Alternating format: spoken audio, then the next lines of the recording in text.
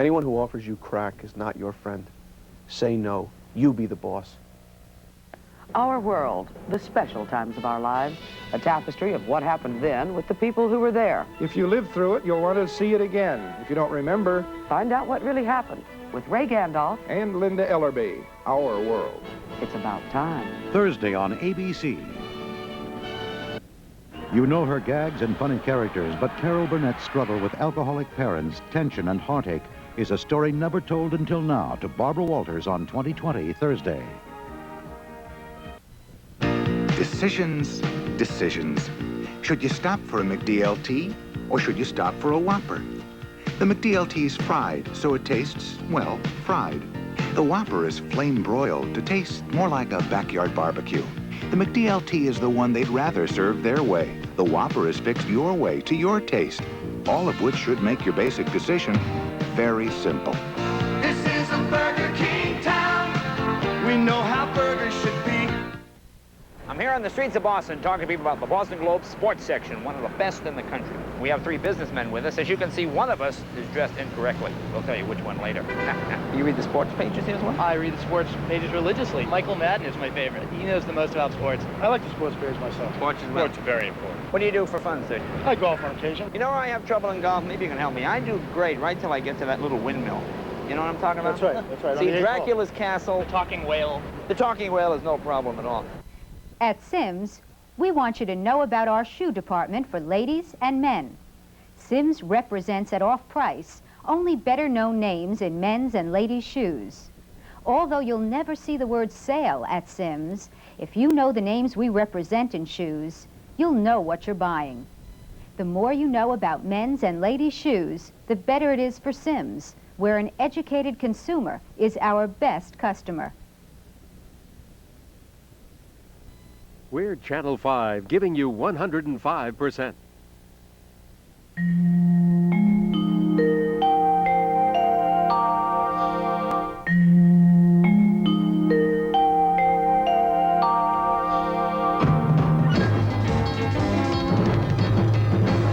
Now, the news of New England and the world, live from News Center 5, tonight. Once upon a time, they were 1 out away from elimination. Tonight, the cry has gone out, bring on the Mets. In dramatic and convincing style, the Red Sox have won Game 7. They're bound for the World Series. Good evening, I'm Chet Curtis. And I'm Natalie Jacobson. Champagne corks are popping all over New England as Sox fans celebrate our first trip to the series in 11 years. Al Michaels was right. It's unbelievable. Let's go live to Fenway now, where Mike Lynch is in the middle of all the post-game action. Mike? All right, Chet, I'm standing outside the Red Sox dugout here. Most of the players are inside. Let the record show that 11:04 Eastern Daylight Time tonight, the Red Sox captured their 4th American League pennant in the past 40 years. 33,000 people here at Fenway Park, and not a one has left. They showed some of the post-game interviews on ABC up on the gigantic scoreboard in center field. Everybody is still here anticipating that some of their players, some of their favorite members of the Red Sox will come out and join them right after they go to the interview. We'll get Marty Barrett coming over here to talk with us right now. We don't? Okay. You want me here right now? You are. Okay. All right, Marty, hold on. We got Marty Barrett right here, the most valuable player, Marty. Unbelievable. Yeah. For a guy 5'9", there must be a God above, boy, because it's just been an unbelievable series, and everybody did the job, and I think we're all MVPs. Yesterday it looked like you might not even be playing with a back injury, and here you are picking up the MVP trophy and going to the World Series. Yeah, well, I'll tell you, just making it to World Series, boy, that's just a little kid's dream, and we're all a bunch of little kids right now. And like I said, to make it to the World Series, the hard part's over. Now we can really try to have some fun. Any thought about the Mets, or is that too premature? Well, we already know about them, you know. We've been watching them all year. We know what kind of club they got, and they're going to be a great opponent, you know. All right, Marty, congratulations. Thanks for stopping by. I know you have a lot of other commitments. Okay, MVP. The championship series, Red Sox second baseman Marty Barrett. Let's go to the highlights right now and show you how this all unfolded. If by some chance you did not watch the game tonight, we'll fill you in on how the Red Sox won this ball game tonight. Here they go. They hit the Angels starter John Candelaria for 3 runs in the second inning. Jim Rice reaching on that error right there, a rare error by shortstop Dick Schofield. Next one up was Don Baylor. Don Baylor just roped a single past Doug DeCinces into left field. That put runners at the corner. Dwight Evans would walk, and it would load the bases for Rich Gedman.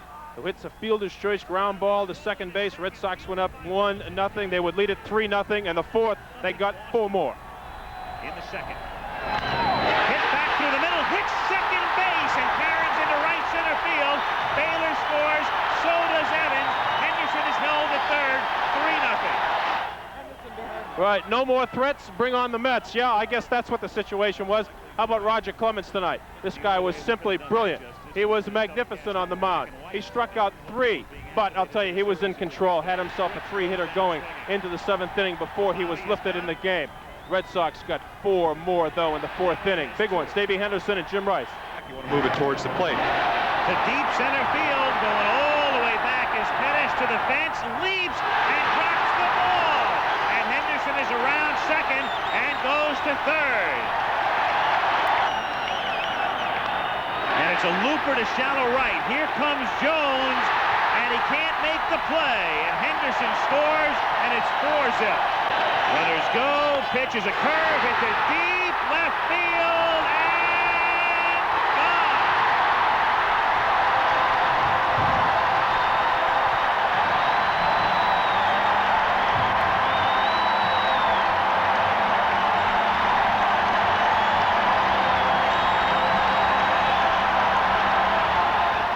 Sox were up 7-0. They were on their way. The only thing left was just the icing on the cake. Clemens came out after 7 innings. Calvin Schiraldi came in, punched out 2 California Angels in the 8th inning. Then we went to the 9th. First man up was Gary Pettis. He was struck out. Second man, Bobby Grich. He went down in strikes. And the final batter, Jerry Narron. And at 11:04, this is how it ended. The Red Sox are trying to go from last rights to the World Series. And they do.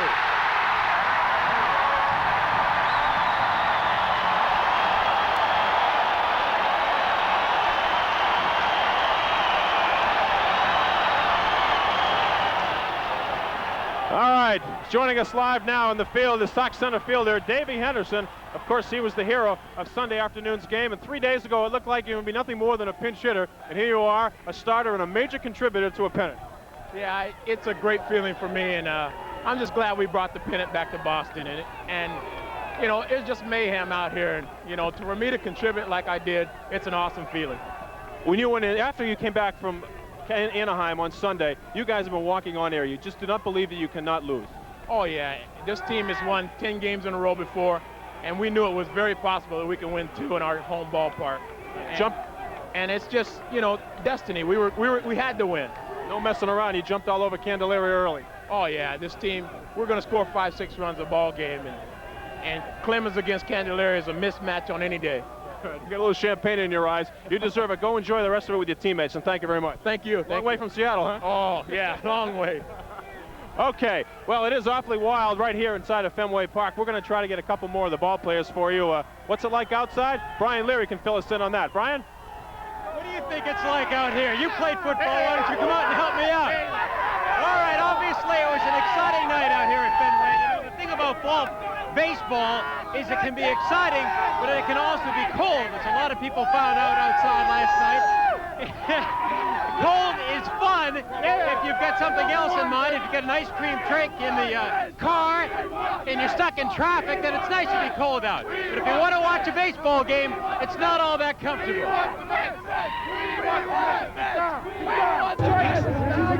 First, it was the matter of deciding whom the Red Sox would play in the World Series.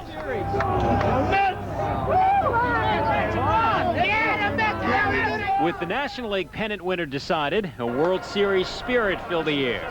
A World Series spirit and World Series temperatures. 40 degrees, cold enough so that it didn't matter so much that the Fenway bats were hot as it did that the Fenway Franks were.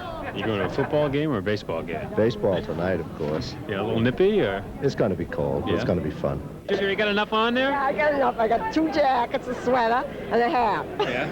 That's going to keep you warming up? Yeah, that's going to keep you warm. When you reach my age, after going to Fenway Park for 40 years, you got to dress warm. And with the chill came a certain numbness to the body and to the mind. And this kind of like the wrong hat? Well, for the occasion, I think it fits. I mean, there's a lot of confusion afloat as to whether or not we're going to win tonight, but all in all, I think down the middle, we're going to win the thing. All right, Michael, we're going to keep this a little bit short because my mother just called and said we ought to do that. Why don't you take it back inside? Folks are obviously a little excited, huh? Okay, thanks very much, Brian Leary. The Seattle Connection is with me. David Henderson, we just heard from you a second ago, but I want you to talk about this guy. He comes in here. I don't know what his career average is. I'd say probably 250. He comes into this playoff championship series and hits 450. Oh, it's just awesome to see him hit. And, you know, I'm sitting over there, and the guy's head right on the ball, and he's hitting line drives all over the place. And, you know, we're good friends, and I just give him a little pump every time he gets a knock, and I just love it. You wouldn't have any shot of this thing, though, unless this guy hit that one out. I mean, has that it's sunk into either of you guys yet? Well, not really. Like you said, it goes. The party it's in the same Seattle way. right now. It's the same. You know, we were down to our last pitch and last out, and Hindu. You know, I was the happiest guy in the ballpark. I know he had to be happy, and it was great to see him come through and give us an opportunity to come back and bring the series back to Boston. I'm going to bring your catcher in here. Oh, yeah. Still, the one strike away, Getty. I mean, do you still think about that? You guys can't help but to think about that, can you? Well, we got a second chance, and Hendu was able to come through for us, and it's a great moment, you know, and to come out here and win the games here the way we're capable of, it's satisfying. You know, guys did a really good job. Can you point to a key somewhere along the line? I mean, was it Baylor? Was it, I mean, you just wait and you go 2 games ago, and was it Henderson? Is it just, you guys have been taking this day by day and very successfully all the way around? Well, there's plenty of stars on this team. There's no question about it, but there's no doubt in my mind that it was a team effort. Nobody gave in to anything. Down 3-1, we felt like we could come back, and we played hard, and fortunately we came out on top. When do you start thinking about the Mets? Well, I'm kind of going to savor this moment right now and then worry about the Mets maybe starting tomorrow. How about Spike Owen, though? Career 250 hitter, and he hits 450 in this series. Anything can happen in a playoff series, huh? Well, that's what it's all about. You know, Spike's a hard worker. Since he come over here, I see him out there every day out there in the cage. And, you know, hard work works for you. And when you see it happen, you're happy for the guy. I know that I see him out there day in and day out, and I couldn't be more happier than anybody, than probably himself. And I think it's great. I think it's super that he was able to contribute the way he did, and it's just an idea just how well everybody's done here, and I think it's super. Let me bring the steamer in here. A guy who has had his ups and downs all year. He came in and pitched well in the series, though. You got ground balls, just what you wanted. I mean, can this be any sweeter? I guess it can. Another, what, 10 days or so? 10 days or so when we win the whole thing. That would be even better. But right now we're cherishing this, and this man had a lot to do with it. He's my buddy. I mean, Rich has really had a great year. He's handled all the pitchers, oil can, Roger, through everything, and even the relievers, huh? Well, when you're pitching and you're out there and you gel with your catcher, that's all you need. You know, when you're thinking of the pitch, he's calling it, and that's even better. When do you start thinking about the Mets? Probably Friday after I sober up. Okay, Bob, thanks very much. Congratulations. Bob Stanley, Rich Gedman, Spike Owen, Dave Henderson. A great scene here in the locker room. We're going to send it out to Michael Lynch and come back here in just a few moments and talk to Roger Clemens, who is not feeling too well right now. In fact, he's in the back getting checked by Dr. Pappas. He's had the flu, but he will come out and talk to us in just a few minutes. Michael? All right, Michael. Yeah, Darling was just telling us about Roger being out back in the trainer's room. Talk to me about his performance. Usually when we see Clemens, we see 8, 9, 10 strikeouts. A 3-strikeout performance, but maybe his best performance in this series. Roger really pitched tonight. I watched it from the bullpen, and I knew Roger was a little tired. He's got a lot of innings in this year, and he was going on 3 days rest for the second time in a row. And I remember after the first game we talked that maybe he tried to overthrow a little bit. And tonight he really stayed within himself, and I know he felt great, and he just wanted to pitch, and that's what he did. He really pitched. All right, now the rotation should set up you as a starter in Game 1 against the Mets. I would hope so. I'm looking forward to that. It'd be a real honor, and I'd like to get us off on a good start. And, you know, we're in a Big Tent now. This is what we played all year for, and we just want to win 4 more, and I'd like to get us off on a good start if I get the call. I asked Davey Henderson about this. It seemed like there was no way people could lose once you got off that plane from Anaheim. We had to win 1 there after we got lost the first 2. We had to win the 5th game, and we did. And once we got here, we were really loose. I couldn't believe how loose we were in the dugout and before the games, and the tension just wasn't there. We just went out and we played really relaxed, and we knew that the pressure was on them, and all we had to do was just execute, and that's what we did. All right, go get a shower. Thanks, Bruce. I appreciate it. Okay, bye-bye. Bruce Hurst should be the starter in Game 1 against the Mets on Saturday night. Lots more to come here from Fenway Park. Let's go back to the studio now to Chet and Nat. What excitement. Oh, What boy. excitement down there.